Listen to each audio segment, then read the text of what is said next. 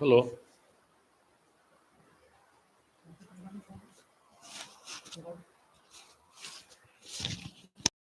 Voice आ रही कि नहीं देखो ना।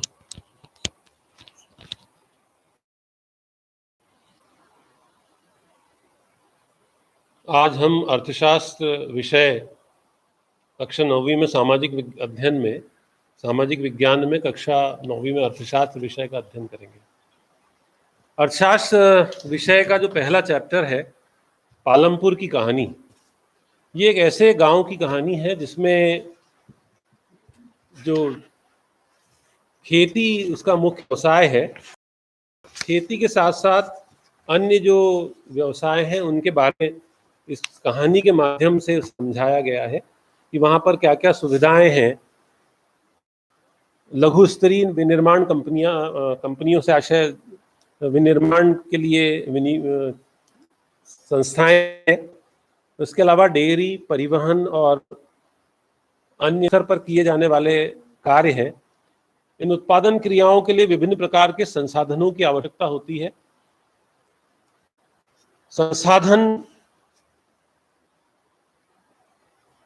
पथ प्राकृतिक, मानव निर्मित और मानव प्रयास, ये 3 प्रकार से हमारे जो संसाधन है वो हमको मिलते हैं।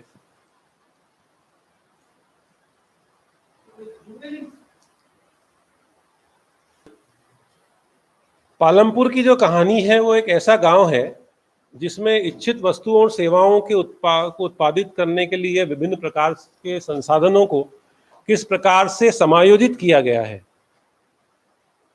पालमपुर के जो आसपास के गांव हैं, कस्बे हैं जिनसे वह जुड़ा हुआ है, उसमें एक बड़ा गांव रायगंज जो पालमपुर से 3 किलोमीटर की दूरी पर है। मौसम में, प्रत्येक प्रकार के मौसम में यह सड़क गांव को रायगंज और उसके आगे निकटतम छोटे कस्बे शाहपुरा से जोड़ती है।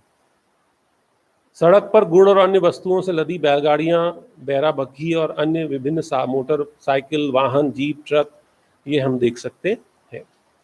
गांव में विभिन्न प्रकार की जातियों के 450 परिवार रहते हैं। अधिकांश भूमि के स्वामी जो उच्च जाति के 80 परिवार हैं, उनके पास पूरी भूमि है। मकान जिनमें बहुत बड़े हैं, ईंट सीमेंट के बने हुए। इस प्रकार वहाँ पर जो अनुसूचित जाति के लोगों की संख्या गांव की कुल जनसंख्या की 1/3 है।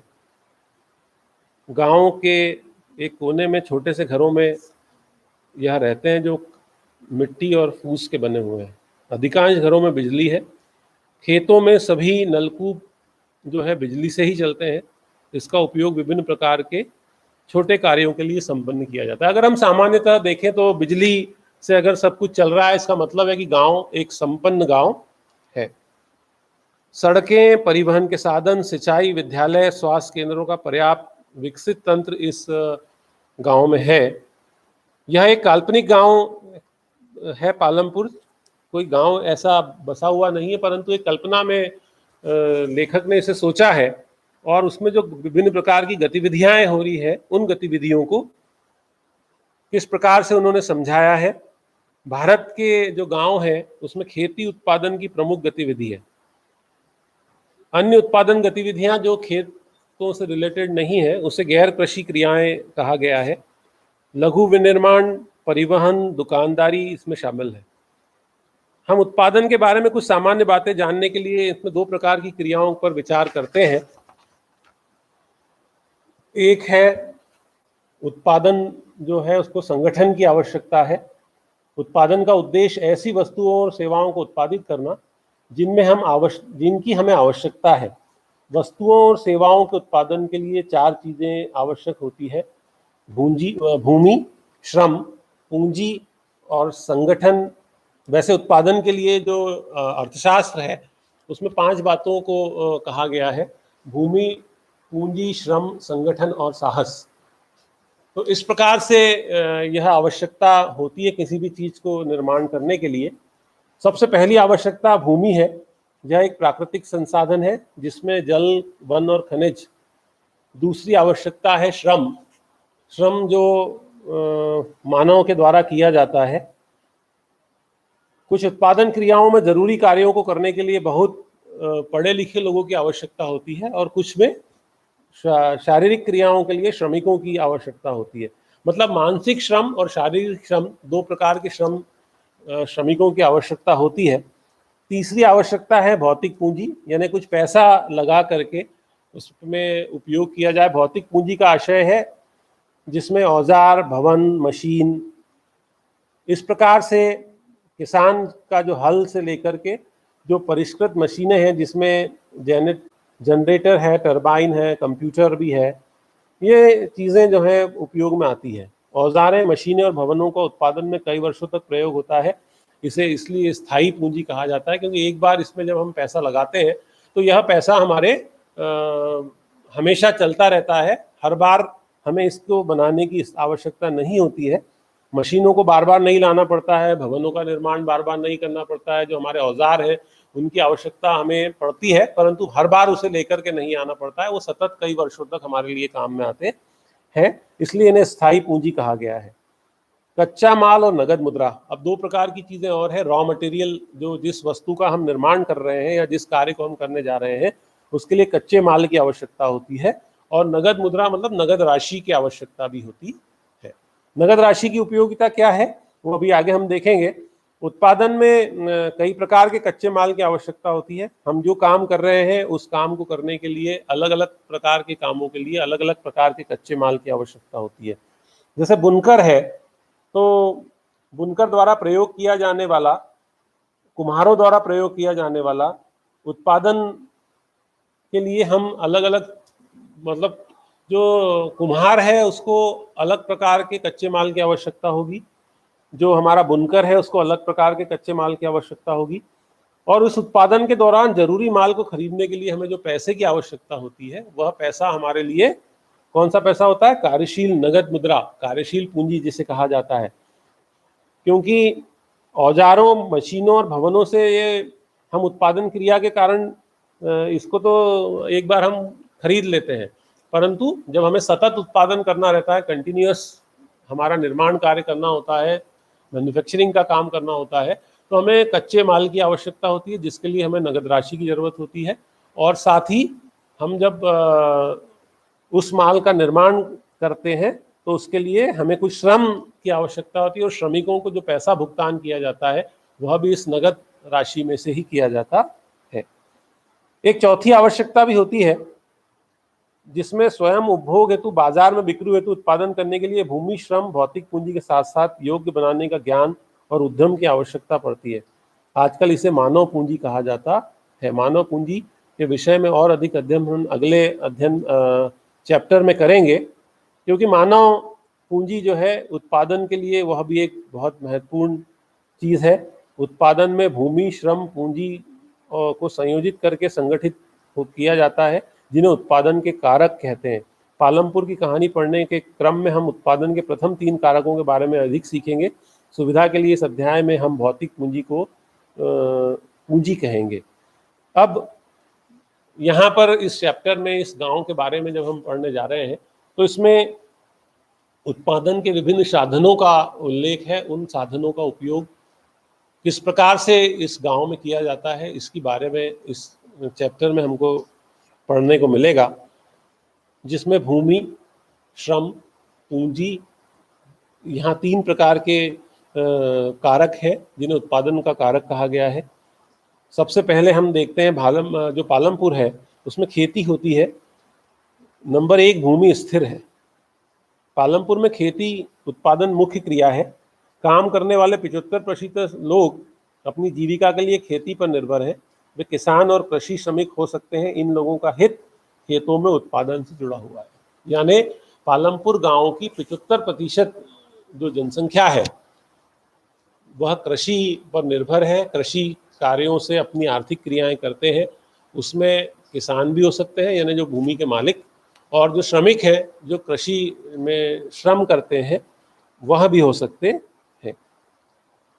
लेकिन हमको यहाँ पर ध्यान रखना है कि कृषि उत्पादन में एक मूलभूत कठिनाई है। खेती में प्रयुक्त भूमि क्षेत्र वस्तुतः स्थिर होता है। पालमपुर में 1960 से आज तक जुताई के अंतर्गत भूमि क्षेत्र में कोई विस्तार नहीं हुआ। उस समय गांव में कुछ बंजर भूमि को कृषि योग्य भूमि में बदल दिया गया था। नया भूमि को खेती योग्य बनाकर कृषि उत्पादन को और बढ़ाने की कोई गुंजाइश नहीं है। देखिए, बहुत महत्वपूर्ण बात इसमें लिखी गई है कि जो खेती का जो भूमि है वो एक स्थिर भूमि है। मतलब स्थिर से आशय, उसको हम बढ़ा नहीं सकते, वो कम जरूर हो रही है, क्योंकि विभिन्न प्रकार की फैक्ट्रियों का निर्माण हो रहा है, या विभिन्न प्रकार की, एक हम ही कल्पना करें कि एक गांव है, उस गांव में यदि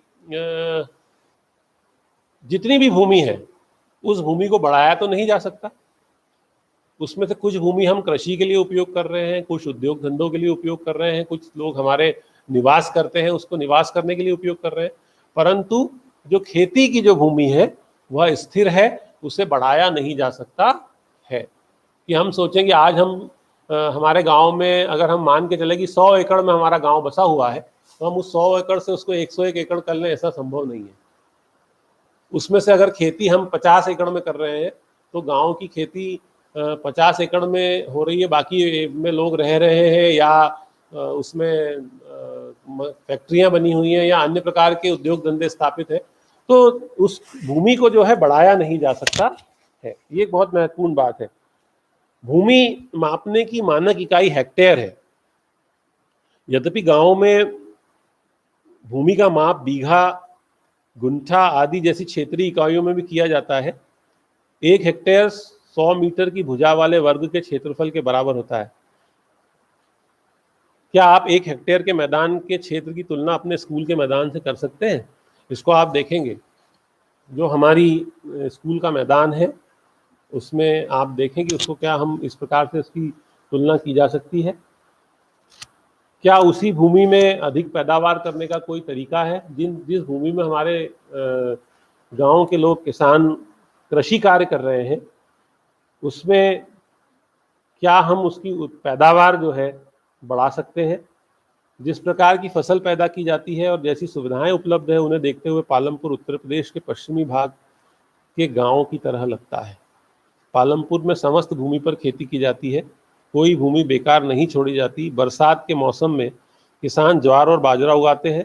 इन पौधों को पशुओं के चारे के लिए प्रयोग लाया जाता है। इसके बाद अक्टूबर और दिसंबर के बीच आलू की खेती होती है। सर्दी के मौसम में खेतों में गेहूं उगाया जाता है। उत्पादित गेहूं में परिवार के खाने के लिए रखकर शेष गेहूं किसान रायगंज की मंडी में बेच देते हैं। भूमि के एक भाग में गन्ने की खेती की जाती है, जिसमें वर्ष में एक बार कटाई होती है। गन्ना अपने कच्चे रूप में गुड़ के रूप में शाहपुर के व्यापारियों को बेचा जाता है। यानी अब हम देखें कि हमारा जो किसान है वह पालमपुर का जो गांव है उसको ऐसा कहा गया है कि ये उत्तर प्रदेश के पश्चिमी भाग में के जो गांव है उनकी तरह लगता है, क्योंकि सारी सुविधा संपन्न यह गांव है। इस गांव की कोई भी भूमि, थोड़ी सी भी भूमि जो है बेकार नहीं है, सभी कृषि कार्य उस पर किया जा रहा है। बरसात में ज्वार और बाजरा उगाया जाता है, जिसका उपयोग पशुओं के चारे के लिए इनके पौधों का किया जाता है। अक्टूबर दिसंबर में आलू की खेती, और सर्दी के मौसम में रबी में गेहूं उगाया जाता है। गेहूं परिवार के खाने के लिए वहाँ किसान अपने रख लेते हैं, और जो शेष अतिरिक्त उनका उत्पादन होता है उस उत्पादन को रायगंज मंडी में बेच दिया जाता है। रायगंज उसके आसपास ही है। उसके अलावा जो गन्ना है, गन्ने की खेती भी की जाती है, और गुड़ के रूप में और अपने कच्चे रूप में शाहपुर के व्यापारियों को गन्ना बेच दिया जाता है। पालमपुर में एक वर्ष में किसान 3 अलग अलग फसलें इसलिए पैदा कर पाते हैं क्योंकि यहाँ सिंचाई की सुविकसित व्यवस्था है। पालमपुर में बिजली भी आ गई। पालमपुर में सिंचाई की पद्धति उसके कारण बदल गई। कुओं में रहर द्वारा निकालने के जो पानी से लोग सिंचाई का काम करते थे, वो बिजली से चलने वाले नलकूपों से और अच्छे ढंग से किया जाने लगा। प्रारंभ में कुछ नलकूप सरकार द्वारा लगाए गए थे, पर जल्दी किसानों ने अपने निजी नलकूप लगाना आरंभ कर दिए, और परिणाम स्वरूप 1970 के दशक के मध्य में 200 हेक्टेयर के पूरे जुते हुए क्षेत्र की सिंचाई होने लगी। ये एक बहुत महत्वपूर्ण बात है कि अब एक गांव है पालमपुर, चूंकि एक काल्पनिक गांव है, इस गांव के माध्यम से यह बताया गया कि वहाँ जो किसान थे वो विकसित खेती करते थे, क्योंकि सिंचाई के साधन जो थे उनके पास में उपलब्ध थे, और उसी के परिणाम स्वरूप वे 3-3 फसलें एक वर्ष में ले पा रहे थे। सिंचाई पहले जो ग्रामीण क्षेत्रों में कुओं में रहट द्वारा पानी निकालकर छोटे छोटे खेतों की सिंचाई करते थे, अब वहाँ नलकूप सरकार द्वारा भी लगा दिए गए, क्योंकि बिजली आ गई, पूरे गांव में बिजली है, इसलिए किसानों ने भी अपने स्वयं के नलकूपों को खोद लिया, और निजी नलकूपों के कारण उस गांव में 200 हेक्टेयर भूमि में सिंचाई होने लगी। जब सिंचाई के लिए हमारे, जैसा आपको मालूम है कि किसान के पास अगर सिंचाई के संसाधन उपलब्ध है, तो इसी कारण से उस गांव के लोग 3-3 फसलें ले पाते थे। इस गांव में जो फसलें एक वर्ष में एक से ज्यादा ली जाती थी, इसीलिए बहुविध फसल प्रणाली इसे कहा गया है। यह भूमि के किसी एक टुकड़े के उपज बढ़ाने की सामान्य प्रणाली है। पालमपुर के सभी किसान कम से कम 2 फसलें पैदा करते। कई किसान पिछले 15-20 वर्षों से तीसरी फसल के रूप में आलू पैदा कर रहे थे। अब यहाँ पर देखिए बहुत सारी चीजें हैं, इन पर हमको चर्चा करना है। किसान जब कृषि करता है तो उस क्षेत्र में उसे अगर सिंचाई की व्यवस्थित सुविधा उपलब्ध होती है, तो जैसा कि इस कहानी में बताया गया है कि सभी किसान 2 फसलें तो लेते ही हैं, परंतु आलू की खेती के रूप में तीसरी फसल का भी उपयोग हमारे लोग कर पा रहे हैं, उत्पादन कर पा रहे हैं। उत्पादन में को बढ़ाने का जो तरीका है वह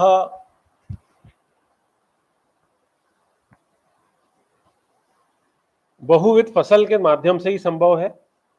दूसरा तरीका है कि आधुनिक कृषि विधियों का प्रयोग किया जाए। उपज को भूमि के किसी टुकड़े में एक ही मौसम में पैदा की गई फसलों के रूप में मापा जाता है।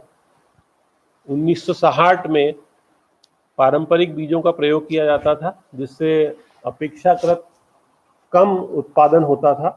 परंपरागत बीजों को कम सिंचाई की आवश्यकता होती थी। किसान उर्वरक के रूप में गाय के गोबर और प्राकृतिक खाद का प्रयोग करते थे। यह सब किसानों के पास तत्काल ही उपलब्ध थे, उन्हें कहीं खरीदना नहीं जाना पड़ता। मतलब जो पुराने समय में जो कृषि की प्रणाली थी, उसमें वो अपने बीजों को भी खुद ही अपने पास रखते थे, उनको कहीं जाना नहीं था, ना बीज लेने जाना है। गायों के गोबर का और प्राकृतिक खाद का उपयोग वह अपने उत्पादन के लिए, कृषि कार्य के लिए करते थे उपयोग। 1960 के दशक के अंत में हरित क्रांति ने भारतीय किसानों को उपज वाले बीजों के द्वारा गेहूं चावल की खेती के तरीके सिखाए। परंपरागत बीजों की तुलना में HYV बीजों से एक पौधे से ज्यादा मात्रा में अनाज पैदा करने की आशा थी। इसके परिणाम स्वरूप जमीन के उसी टुकड़े में पहले की अपेक्षा अधिक अनाज पैदा होने लगा। अब 1960 के दशक में हरित क्रांति हमारे देश में जब आई, तो उसमें परंपरागत तरीके से जो कृषि होती थी या परंपरागत बीजों का जो उपयोग किया जाता था, उसकी जगह HYV जो अधिक उपज वाले बीज हैं उनका उपयोग किया जाने लगा। इसका परिणाम यह हुआ कि जो पैदावार हमारी कम होती थी, वह उतनी ही भूमि में अधिक पैदावार होने लगी। यद्यपि अति उपज प्रजातियों वाले बीजों से अधिकतम उपज पाने के लिए बहुत ज़्यादा पानी और रासायनिक खाद कीटनाशकों की जरूरत थी, अधिक उपज केवल अति उपज प्रजातियों वाले बीजों, सिंचाई, रासायनिक उर्वरक, कीटनाशकों आदि के संयोजन से ही संभव था। भारत में पंजाब, हरियाणा, पश्चिम उत्तर प्रदेश के किसानों ने आधुनिक खेती का सबसे पहला प्रयोग किया। इन किसानों ने खेती में सिंचाई के लिए नलकूप और HIV बीजों, रासायनिक उर्वरकों, कीटनाशकों का प्रयोग किया। इनमें से कुछ ने ट्रैक्टर, फसल गहाने के लिए मशीन खरीदी और जो उससे अधिक गेहूं की पैदावार हुई। पालमपुर में परंपरागत बीजों से गेहूं की उपज को 1300 किलोग्राम प्रति हेक्टेयर थी, HIV बीजों से यह 3200 किलोग्राम प्रति हेक्टेयर तक पहुंच गई। गेहूं के उत्पादन में बहुत अधिक वृद्धि, किसानों के पास बाजार बेचने के लिए अब अधिशेष गेहूं काफी मात्रा में उपलब्ध। देखिए यहाँ पे जब किसान परंपरागत बीजों से खेती करते थे तो 1300 किलोग्राम प्रति हेक्टेयर उनको उत्पादन होता था। अब जब HYV बीजों से उन्होंने उपयोग किया, HYV जो बीज है, तो उससे 3200 किलोग्राम प्रति हेक्टेयर उनको उत्पादन होने लगा। यानी उनके पास में अपने उपयोग के बाद शेष गेहूं बेचने के लिए पर्याप्त मात्रा में उपलब्ध था, और जब उन्होंने उसको बेचा तो उससे उन्हें बहुत अधिक राशि मिली, और इससे हमारे किसान संपन्न होते चले गए उस पालमपुर गांव के, और कृषि के आधुनिक साधनों का उपयोग करने में उनको अब कठिनाई नहीं होने लगी। बहुविध फसल एक आरेख के माध्यम से इस अपनी किताब में दिखाई गई है। उसमें आप देखें कि दालों का उत्पादन और गेहूं का उत्पादन वह 1965-66 में दालों का उत्पादन 10 करोड़ टन था, गेहूं का भी 10 करोड़ टन था। 17-18 में यह 24 करोड़ टन हो गया, और गेहूं का दालों का 24 करोड़ टन हो गया, और गेहूं का उत्पादन 97 करोड़ टन हो गया। यानी हमारी आवश्यकताओं की पूर्ति के लिए अब हमारे किसान आधुनिक कृषि विधियों को अपनाने लगे, और जब आधुनिक कृषि साधनों को उपयोग करने लगे तो निश्चित रूप से उनकी कार्यशील पूंजी की आवश्यकता भी बढ़ गई। पहले की तुलना में कृषि आधुनिक विधियों के द्वारा किसान को अधिक नगद राशि की जरूरत भी उसमें पड़ने लगी। खेतों में जो जाने के पश्चात अपने क्षेत्र के कुछ किसानों से जब हमने बात की तो हम ये चीज़ों को पूछ सकते हैं अपने, जो हम जिस जगह पर रहते हैं उनके किसानों से जब आप चर्चा करेंगे कि आधुनिक या परंपरागत या मिश्रित खेती की इन विधियों में किसान किसका उपयोग करते हैं, किस पर नहीं लिखी है। आप अपने क्षेत्र के लोगों से इस बारे में चर्चा कर सकते हैं। सिंचाई के उनके पास क्या क्या स्रोत है, कृषि भूमि में कि कितने भाग में सिंचाई होती है, और किसान अपने लिए आवश्यक आगत कहाँ से प्राप्त करते हैं। यानी हमको इस चैप्टर के माध्यम से ये भी बताया गया है कि हम अपने क्षेत्र की तुलना पालमपुर के इस क्षेत्र के से करें कि पालमपुर में कृषि का जो तरीका है वो आधुनिक तरीका है।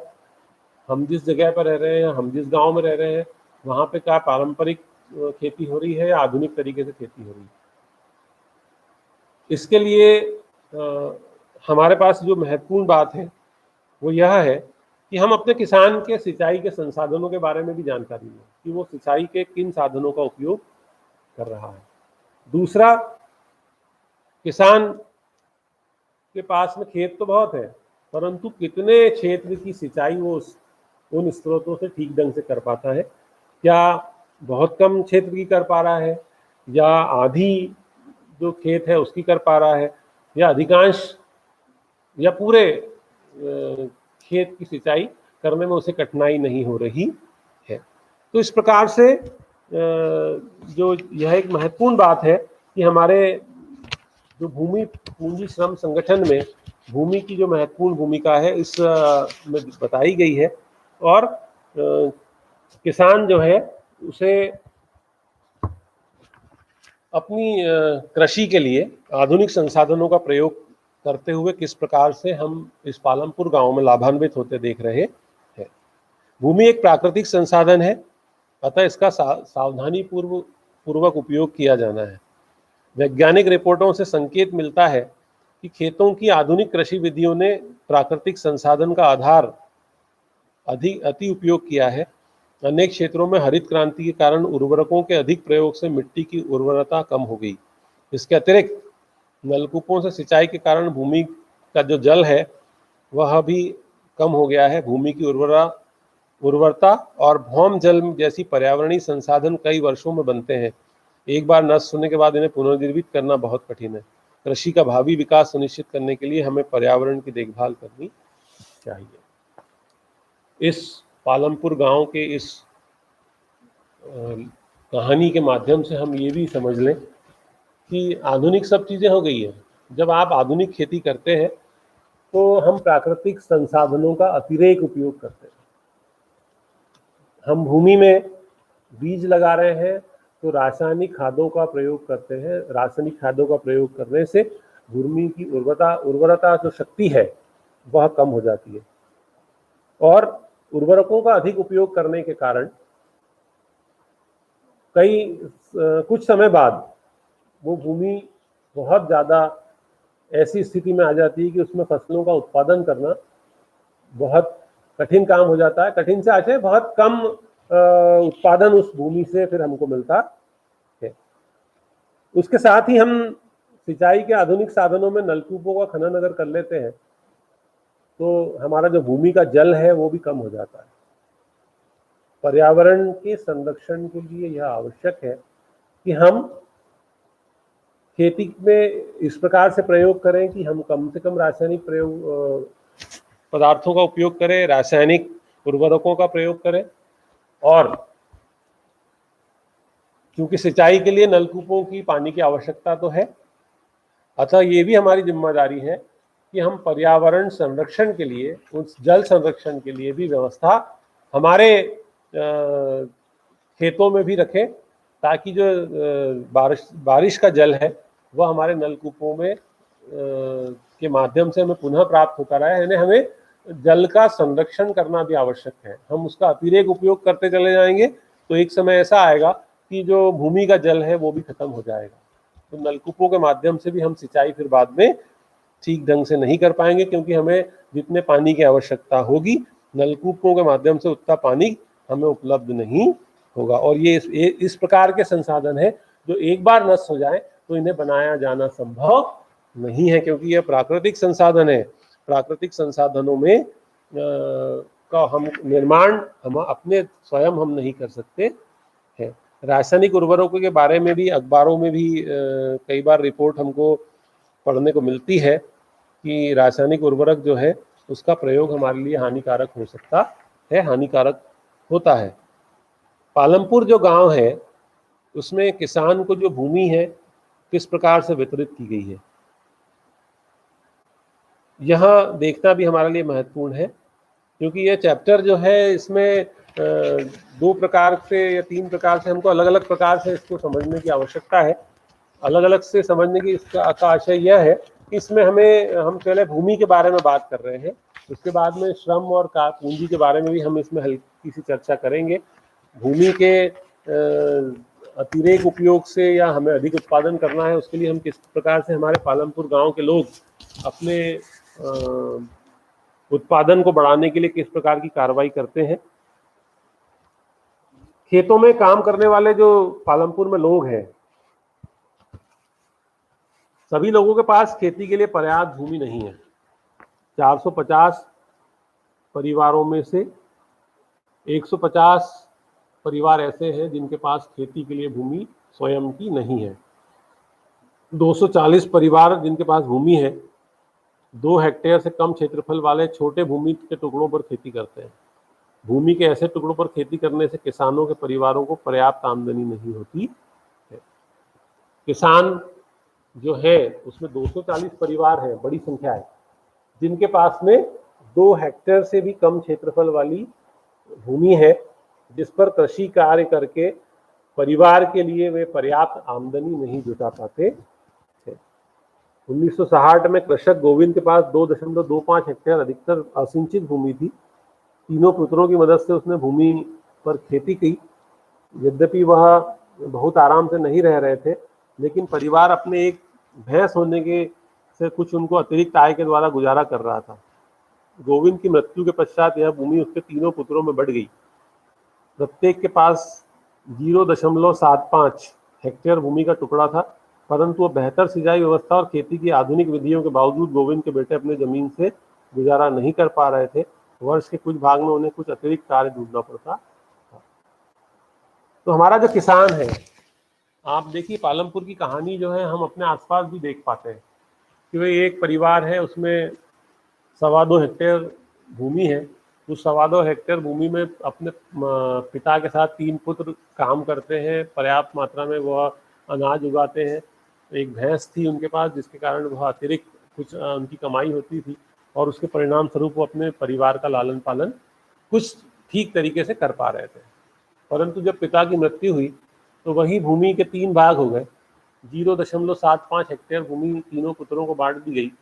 अब उनके पास कृषि के सब संसाधन है, सिंचाई के सब साधन है, परंतु वह अपने लिए पर्याप्त उपज नहीं उगा पा रहे हैं जिससे अपने परिवार का लालन पालन कर सके और उसको उसके अपने पालन के लिए, परिवार को पालने के लिए अतिरिक्त अन्य कार्य भी करना पड़ते थे, जिसके बाद ही वह अपने जीवन यापन पा रहे थे।